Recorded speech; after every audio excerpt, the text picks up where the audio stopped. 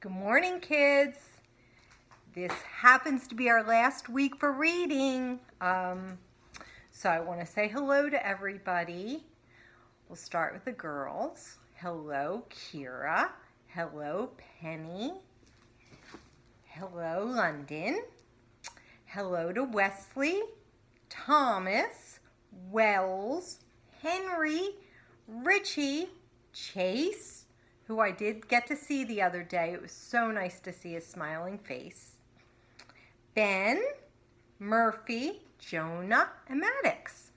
How are all of you? I hope you're doing well. Hope you're getting to play outside, although this week has been a little crummy with the weather, hasn't it? It's cold and rainy and yucky. So this week, this is our last week of reading. I hope to get to see you guys sometime this summer. And it's about the beach. So this is a book I never read in school, that's for sure. It's called Clam I Am by Dr. Seuss. So let's get started. Hello, I'm the fish. To go to the beach, let us go. The Fish Channel asked me to star in a show. It's called Fish and Friends. You can be in it too. Your mother will not mind if at all if you do. Okay, guys, they're getting ready to go to the beach with Dr. Seuss, and I'm sure everything is going to be super wacky. Today on our show, we are off to explore where the sea meets the sand at the edge of the shore. Here where the waves crash in bubbles of foam, you will meet lots of creatures who call the beach home. Okay. Meet my friend Clam I Am. She would like to say hi. She lives in the sand. She's a little bit shy. Clam I Am has two shells. They have rings you see here. Rings show how much she has grown every year. How about that? See how big the clam gets. Every year it grows another ring, and that makes the shell grow. How about that? Hello, Horseshoe Crab. How did he get his name? His shell and a horseshoe both are shaped the same. His shell shields his body from any attack. His eyes are in the front and his tail is in the back. How about that? Look at that. We used to see horseshoe crabs all the time in New Jersey on the beach. Hermit crabs don't have shells, so they look till they find empty shells on the sand that have been left behind. Then they drag these new shells everywhere they go. When the shell gets too tight, they need room to grow. So I guess that they leave their shell when they get too big and they go find another empty one. How about that? Who's ever had a what is it called? A hermit crab, Hermit crab when they went on vacation and kept it in the room. We actually never did that. My next guest is a sea star. He told me today that each of his 5 legs is known as a ray. If a sea star gets hurt and loses a ray, a new ray begins to grow back right away. Oh, that's good. That's a wonderful thing for the seashell. Sea star. Seaweed doesn't have roots. It grabs rocks, then holds on tight. Some seaweed grows up where it gets sunlight. Some seaweed you'll find grows a lot deeper down. Seaweed can be green, purple, red, pink, or brown. I didn't know that. I only saw green seaweed where we're from. Sorry, guys. Seagulls fly near the ocean. Their cries fill the air. If you're eating your lunch, they are hoping you'll share. They are not fussy eaters. They think it's a treat, but if they find some dead fish or some garbage to eat. Look at those seagulls. When we used to go to the beach in New Jersey all the time, my children would have to hide under a towel wrapped around them, when they ate their lunch on the beach so that the seagull would not grab it. Spend time on the beach and you'll see right away the ocean has high and low tides every day. Tides are caused by the sun and the moon, and I know their forces pull the oceans and make the tides flow. At low tide, the water pulls back from the shore. At high tide, it is back where it started before. That's the water. It goes high and low, in and out from the shore. The tidal pool, you will find, is a home to creatures who stay here and never roam. These shells are called barnacles. Watch them right here. When a wave washes over them, threads will appear. These threads are the barnacles' feathery feet. They grab food floating by for this creature to eat. Okay, look at this.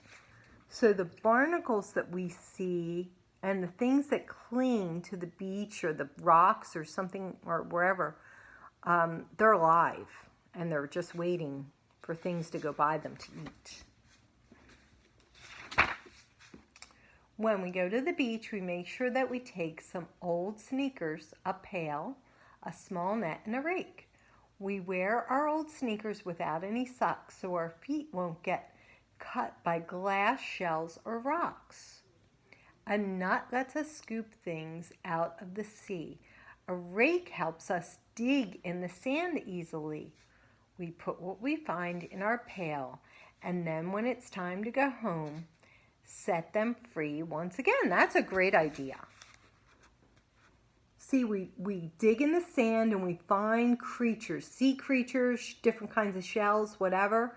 And then instead of taking them home because they might be alive, we put them back in the ocean before we leave. That's a very good idea.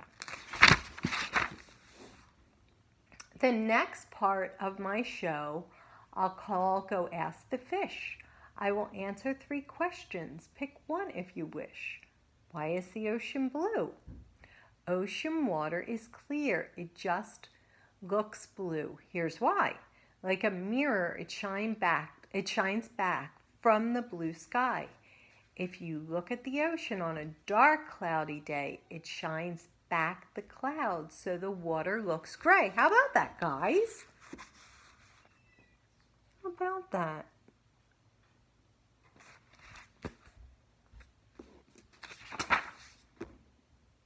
Why is seawater salty? Raindrops fall from the sky and fill rivers which flow, washing salt off rocks wherever they go.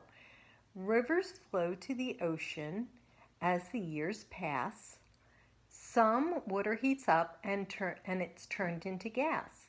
The salt in the water is left. That's why oceans get saltier as time passes by. How about that? That's an interesting fact I didn't really know.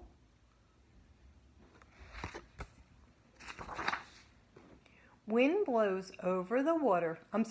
What makes waves? Wind blows over the water and small waves then grow. They get bigger and bigger and the stronger the wind blows. They keep going and growing and head toward the land. Then the waves hit the beach and they crash on the sand. When the strong winds die down, then the waves die down too until the next time when the wind blows on through. See that? I wonder if you guys have ever boogie boarded in the ocean. We used to do that all the time. Next, it's Shop with the Fish. We have gifts from the sea you can order today, and the gifts are all free. We have pieces of sea glass. The sun makes them glow. They are pieces of bottles that broke long ago. They were tossed by the waves, and over time They were ground by the salt and the sand till their edges were round. So they are smooth. The sea glass is very smooth, and it's not pointy or sharp. It's not as dangerous as a piece of glass you might find in a parking lot or somewhere. We have beautiful driftwood, and here's the best part.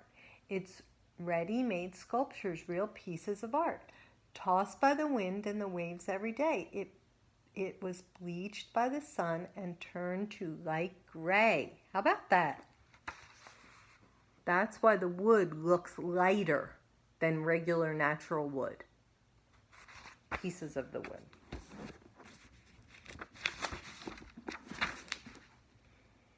Oh dear, our show's over. We must hit the road. Please join us next time for a new episode.